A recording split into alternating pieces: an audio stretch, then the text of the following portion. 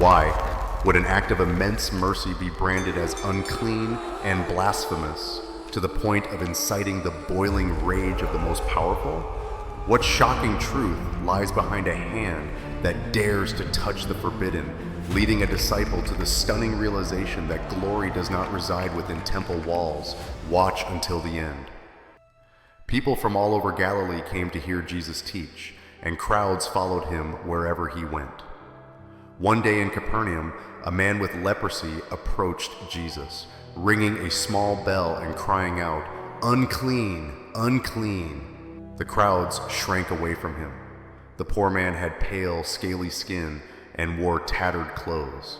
He drew near to Jesus and knelt before him, pleading, "Lord, if you are willing, you can make me clean."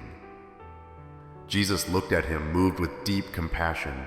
He reached out and touched the man's hand, saying, "I am willing, be cleansed." Instantly the leprosy vanished and his skin became soft and smooth. Completely healed, the man bowed low to the ground in gratitude. Jesus instructed him, "See that you say nothing to anyone. Simply go, show yourself to the priest, and offer the gift Moses commanded as a testimony to them." But, overwhelmed by the miracle, the man went out and spread the news everywhere. As a result, more and more people flocked to Jesus to be healed, surrounding him in vast crowds wherever he traveled. A few days later, Jesus was preaching in a small house packed with people. The house was so crowded that some could not even get inside and had to stand outdoors, hoping to catch a few whispered words. Among the arriving crowd was a man who was completely paralyzed.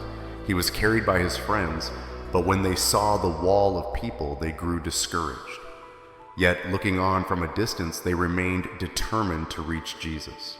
They carefully carried their friend up the outside stairs and onto the roof. There, they tore an opening in the roof and gently lowered the man on his mat. He was lowered directly in front of Jesus. Seeing their faith, Jesus said to the paralyzed man, "Friend, your sins are forgiven." The Pharisees and teachers of the law, who had been present since dawn, were stunned and began to scowl. They said to one another, "Who is this who speaks such blasphemy? Who can forgive sins but God alone?" Knowing their thoughts, Jesus said, "Why do you harbor such thoughts in your hearts? Tell me, which is easier, to say, 'Your sins are forgiven,' or to say, 'Stand up and walk'?" He turned to the paralyzed man and said, "Stand up, take your mat, and go home." Immediately the man stood up in front of everyone and praised God. He picked up his mat and walked home. Everyone was filled with awe and gave thanks to God, saying, "We have seen incredible things today." The meaning of the story: touching a leper was considered a source of uncleanness, yet Jesus ignored this and reached out to him. Jesus demonstrated his intimate relationship with God through miraculous healing. While the crowds were amazed by the physical miracles they witnessed, the truly significant message here is that God granted Jesus the authority to forgive sins. If this story of miraculous healing touched your heart, don't forget to like and subscribe to spread the goodness. But can faith save a person even without a face-to-face meeting? Don't miss the next episode with an even more shocking miracle: the centurion's servant.